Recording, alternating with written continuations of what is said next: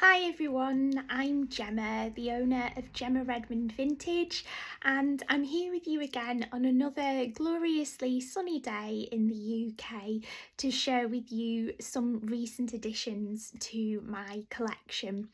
As I mention every week, these pieces will be being added to the website from next week, but if you see anything you like, you're welcome to get in touch and I can provide you with further images and details, and you're also welcome to make a purchase if you would like to do so too. So let's get started. I have 8 items to share with you today. It's a mix of silvers and golds, and they date from the turn of the century, the turn of the 20th century, through to the early 2000s. So a real broad range of time periods to look at this time. So let's get started. I'm going to begin by sharing with you this rather beautiful and delicate necklace, which also has a bracelet that matches too. I'll begin by sharing with you the necklace first. This piece is not instantaneously recognisable as Christian Dior by John Galliano. However, it is. Very often we see Christian Dior by John Galliano jewellery as really statement and bold and often quite colourful too. This piece is shows a more delicate side to the jewellery created when John Galliano was at the helm of the House of Christian Dior. It dates from the early 2000s, and it's got this really lovely swag-like design which almost harks back to the Edwardian era, and suspended beneath these swags are acorns which are studded with colourless rhinestones. It's a really lovely piece. It is constructed, it's most likely a rhodium plated or silver plated metal, and we've got some colourless glass beads dividing the swags too. It is adjustable in length, so it can be made very long to sit in a deep V, or quite short to almost sit like a choker around the neck. So I'll just unclasp it for you to give you a better idea of what it looks like off. It fastens with a lobster clasp. So it's nice and easy to take on and off, and there you can see just how far the necklace can be extended. The chain ends in this lovely CD motif, which is stamped as well, Dior, to show the authenticity of the piece. And you can see these acorns in the light really sparkle beautifully. Next, let's move on to the matching bracelet. This bracelet, as you can see, echoes the design, the swag-like design of the necklace, and you can see that the acorn charms hang from it too. Again, it's adjustable in length, and I'll just take it off to show it to you. This also fastens with a lobster clasp, so it's nice and easy to take off and on. I'll just give it a little wiggle so that it hangs properly, and there you can see the acorns suspended from these swags. Again, we've got the lovely CD charm too. These pieces are available separately, so if you would just like the bracelet or the necklace, you can buy either, but also if you would like to wear it as a set, you can buy both pieces. Okay, next let's move on to these earrings that I'm wearing. These earrings date from the late 1960s. They've got a really lovely swoosh-like design. That's my best way of describing it. And this design is set with Aurora Borealis rhinestones and colourless rhinestones in a baguette form. It's almost like a shooting star sort of motif. And then suspended from the earrings, we have an amber-coloured glass bead or a yellowy coloured glass bead and a frosted glass bead too, and these are divided by a rondelle bead which is studded with rhinestones too.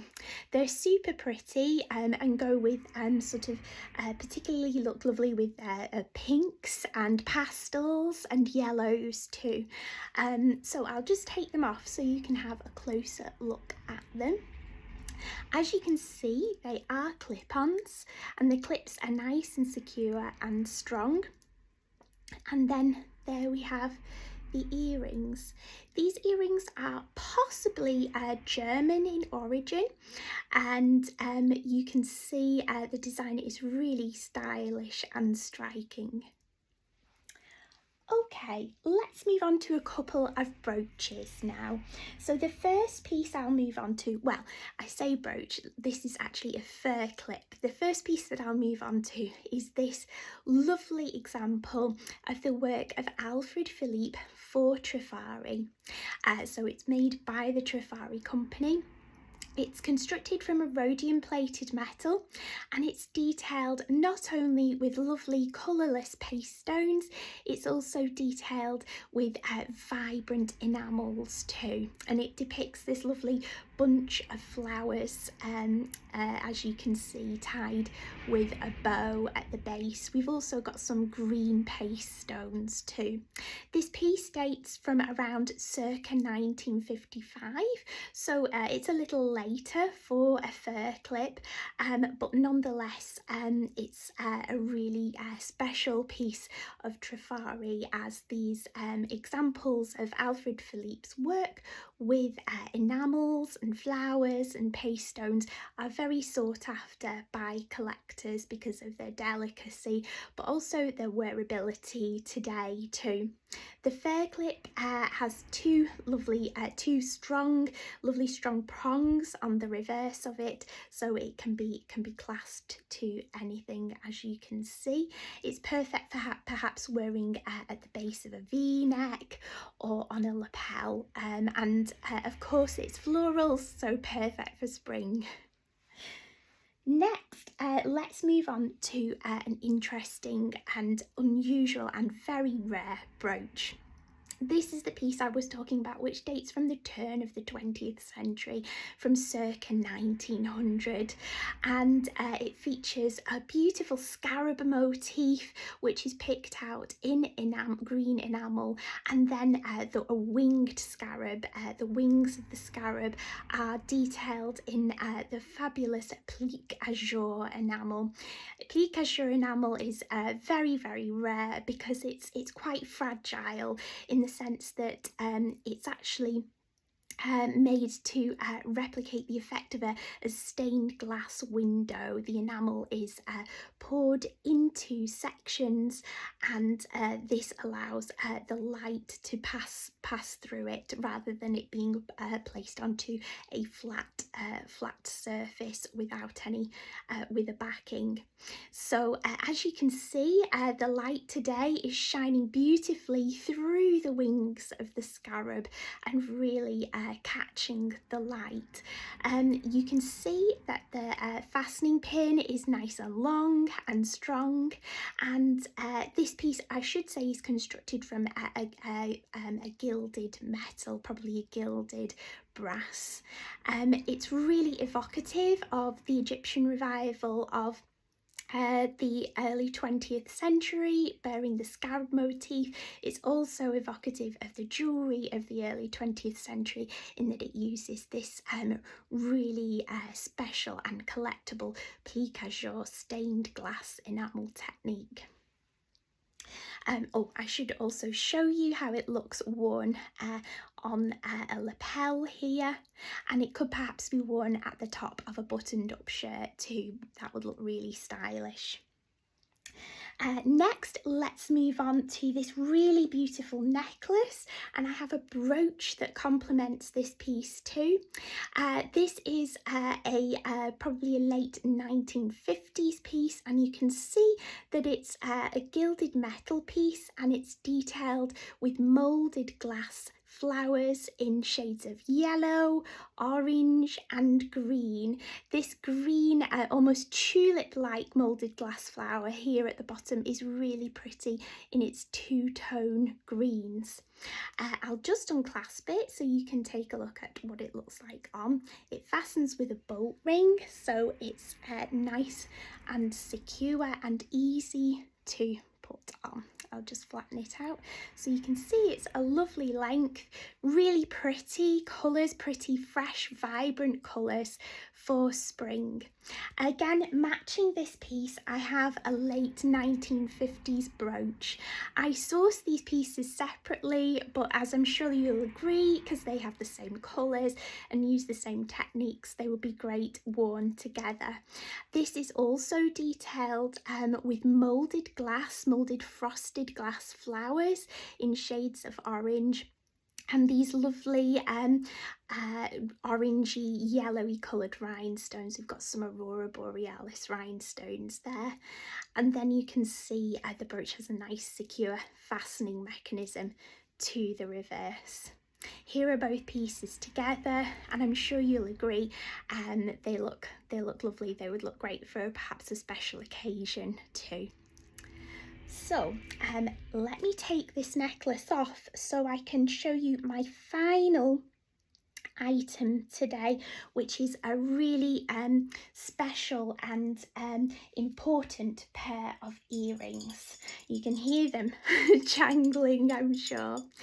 So here they are. These are the rarest example of Joseph of Hollywood jewellery that I have had in my collection so far.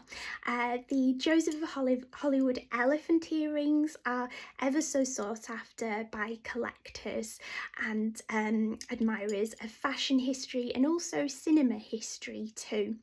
These earrings date from around the 1940s, 1950s, and they feature these fabulous bejewelled elephants detailed with faux pearls and colourful rhinestones, and these green glass cabochons too.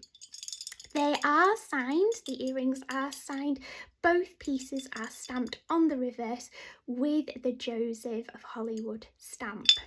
So I'll just clip them in for you so you can see exactly how wonderful these earrings look worn.